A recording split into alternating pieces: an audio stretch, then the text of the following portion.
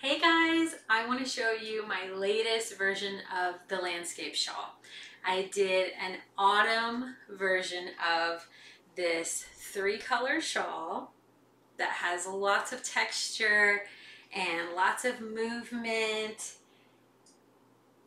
and I'm so excited about it. I am ready to wear it. I just need the weather to cooperate and then we can enjoy this beautiful shawl. If you are not familiar with the landscape shawl, it is 3 colors, and I'm trying to get the light on there so you can see these beautiful colors. I used a nice kind of a coppery brown and a maroon, and then a speckled, kind of remind me of falling leaves. Just lovely autumn colors. And I'm excited to wear that. I'll show you the inspiration picture that sort of was my inspiration, obviously. And the landscape shawl is all about your favorite landscape. What inspires you? Where do you like to get out in nature? Do you like to go to the beach? Do you like to go out to the mountains, the lake? You know, walking in fields of wildflowers. Where are you inspired when you go into nature? And that's the landscape shawl. I've made 3 of them, and I'm already thinking about sort of a winter landscape because my other ones are sort of spring, summer, here's fall, and now I need a winter one. So I'm already thinking about like a ice blue maybe, or of course a natural for like snow. I've only seen snow a few times. I live in the Gulf Coast of Texas, so we do not get snow here, and we have to travel to see snow. So I definitely need something to commemorate those times that I am able to enjoy snow, and maybe having like a deep blue in there. I think that would be lovely. So I am planning that one, but I just finished this one, so I'm going to enjoy it. This is what I'm going to be wearing this season. And I'm going to show you how I normally wear this one. I normally wear it as a triangle front scarf. So I love to wear these shawls as a scarf. My neck is really the thing that gets cold, you know, when you're out there. We get some wind in our season, you know, and that's where we're, sorry, the camera's backwards, so I have to get used to the mirroring of that. But yeah, so this is how I like to wear it, with or without a jacket. And if you wanted to, if you feel like the ends slip off when you wear your shawls like that, you could always tie them. Just a simple little knot will help keep it from, you know, those ends from slipping off. And then you kind of tuck them, play with it, bring all those colors and textures out. And yeah, so this is normally how I would wear it, maybe with or without a jacket if it's cold enough. It's usually not very cold enough here, but yeah, it keeps my neck warm, and I find that that's pretty sufficient for my fall, winter, all year round. And then sometimes if you're in an air-conditioned building, you can wear it across your shoulders. Ah, of course, not very graceful on that one. But again, I'm trying to learn how to do this with the mirrored camera there. So yeah, it's not a large shawl. It's not on the larger side as far as shawls go. So I'll show you what that looks like on me. And so yeah, I'm 5'2", so that kind of gives you what that looks like. I think I'm pulling it the wrong way. There we go. That's close. So you can see there. And then I like to curl the top and make like a little collar. And you can wear it with a shawl cuff. This is one of my favorite shawl cuffs that I made for myself from an upcycled belt. And yeah, keep it on your shoulders like that. That's good for church or the office or just a restaurant where they're blasting that AC. And yeah, so that's how that looks. Like I said, it's not a big shawl. It uses 3 skeins of fingering weight yarn, sock weight yarn, but it doesn't use completely the full skein. So you will have some leftover. You could add tassels to the ends if you like. You will have plenty to do that. And you'll also have plenty if you wanted to add a garter tab edging to it. So let me show you the edging. It does not have any kind of edging on it. I just didn't want to have something. I just kind of wanted to keep going. I just wanted it, you know, for the design and the stitches to just kind of keep going.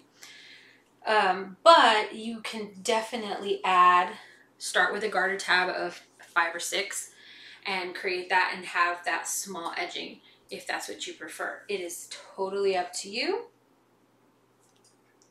I thought about it, but I don't know, I liked it. I liked the way it just sort of went on forever and didn't really have an end to it.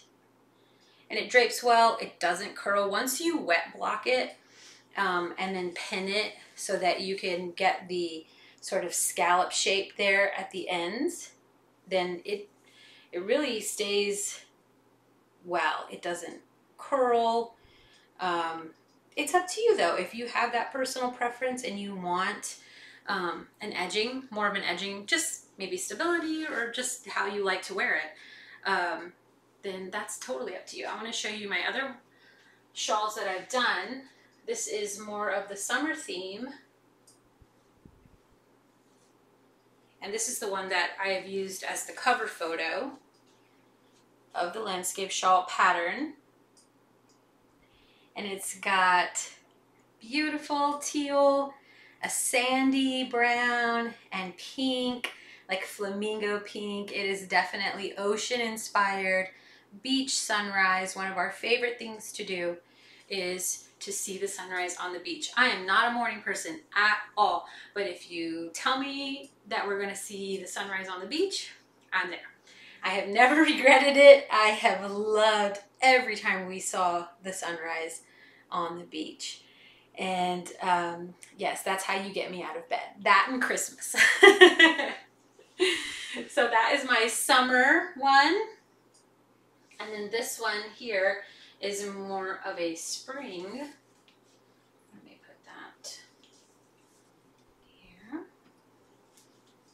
And this one was inspired by sort of wildflower meadows and lakes, green grass, ripples of green grass fields, and a soft pink of wildflowers that grow. I really love this one. This one was the first one I made. It was sort of my prototype for the landscape shawl, and I love it. I love how it turned out. Definitely one of my favorites. This pattern is definitely one of my favorites, and I do make these patterns for myself. Sometimes I want to have a textured shawl. I love textured. I love how the stitches, you can combine knit and pearls and create so many different things.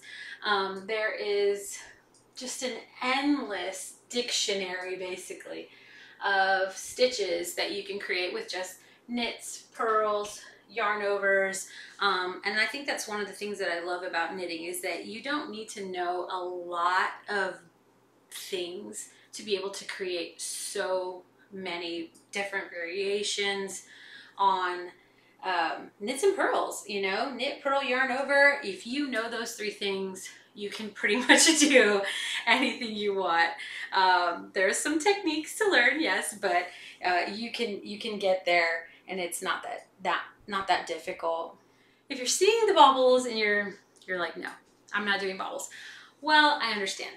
I did this one in the pattern. It's written a very traditional way to do a bobble, where you knit into the front and back of the same stitch, and then you turn your work and you purl, then you turn it back around, you knit those stitches, and then you know, put them together. So it takes a while and it takes some patience, but whenever I was doing this latest version, and you can compare, let's compare the two bobbles because I did these differently. I taught myself and learned how to knit backwards whenever I was doing these bobbles. And so you can tell me if you think that, you know, there's a difference. I don't see a difference. I like these bobbles, and I like the other bobbles too. They look bobbly. They look great to me. And so there is a video, and I'll link it in the description, of how I knit backwards when I'm doing the bobbles. And this prevents any turning of work. So you're not constantly turning it around. You're knitting those 4 stitches, then you're knitting them backwards with the work facing you, same way. And then you're knitting forward, and then you're passing them over. So this really cuts down on the time that it takes to make these bobbles. It's a lifesaver. I felt like this was very worth it to do the bobbles backwards. I hope that you give that a shot. And if you hate bobbles and you don't want to do it, but you want a landscape shawl and you want something similar, you could always do like pearls, you know? You could do, maybe do some yarn overs or something, you know, and just try to mix it up, make it different, do something there that gives you a little bit of texture. Yeah, so don't let the bobbles stop you. Try to knit backwards, or just, you know, substitute it for something else that you like to do, because the whole point is that you should love to do what you're working on. You should want to knit it. You don't want to be frustrated and angry at it and throwing it. We don't want that. So yeah, I really love this one. I'm looking forward to making a winter version, and I do have some yarn options if you want to try to make your own. This one would be a fall option as well, and I'm going to put a picture so that you can get the accuracy of the colors. It's kind of hard with the camera, but this is Diana. This beautiful color. It's kind of like fall, changing leaves, sandbank, and Marte. And these are all Malabrigo.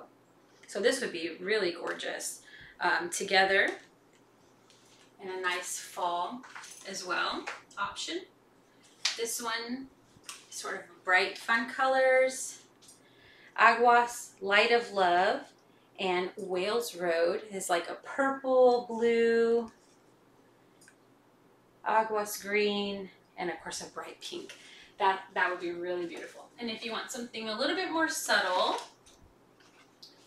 there is a natural, Fiona, and Sandbank here. And that would be gorgeous together. And then a deeper color one would be Frank Ochre, Fiona, and Marte. And I'll post some good pictures along with this and have those for you, those options for you of these yarn sets on the website. And then you will need 6 stitch markers as well. There's lots of stitch markers. Those are some of my stitch markers that I have. And you'll need 6 stitch markers. They come on a tassel keychain. Let's see if you can see these. These are a little bit of the fall. This is my last fall stitch marker set that I have, with a little tassel, so you can store them here when you're not in, you know, when they're not in use. You can hook it to the inside of your knitting bag or something like that, and that way you don't lose them as easily. I do have a few landscape shawl pattern booklets. These are a half-page size, A5 size, and it is high quality paper and printed out for you, full color pictures, and that way if you prefer just to have it already, you know, printed out for you and you don't have to worry, this is perfect size. Stick it in your knitting project bag and take it on the go with you. So I hope that you guys give the landscape shawl a little browse. You can see all of my projects on the landscape shawl on Ravelry, and just search for Industrial Whimsy. Or you can of course go to industrialwhimsy.net, find the digital pattern, find the pattern booklet, find the stitch markers, find the yarn sets, everything that you need to create your own landscape shawl. I hope that you are inspired, and let me know, what's your favorite landscape? What kind of colors would you pick for your landscape shawl? I would absolutely love to hear about that and hear what inspires you. So please make sure you're subscribed to this channel. Subscribe to my email newsletter so that you can find out about more of my patterns.